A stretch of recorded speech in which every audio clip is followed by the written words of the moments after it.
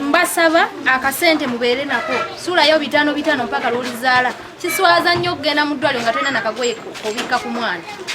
naye ng'obadde lubuto okuva lwe watandika okumanya nti oli lubuto mpaka lw'omuzadde. Tukizudde nga abakyala baffe bafuna obuzibu. Omukyala bamuguza akaveera ne bamuseera sikaani zakwereega bafunye ebizibu bingi nnyo ng'abakyala ne tusalawo tubasakire ebintu bino era ne tuleeta ne tugabula abakyala baffe banaakozesanga nga bazaala okugeza ngazi mama kit bafune buneeti bafune eddagala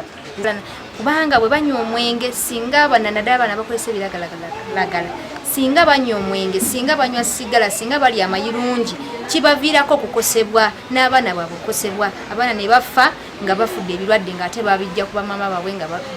bo babiri abalowooza bali bulungi naye nga bali mu kukosa abaana baabwe. So tuli mu kaweefube kulaba nga tetufiirwa baana ba ggwanga lwa butamanya. Nakulu baliita ne abasa mawanda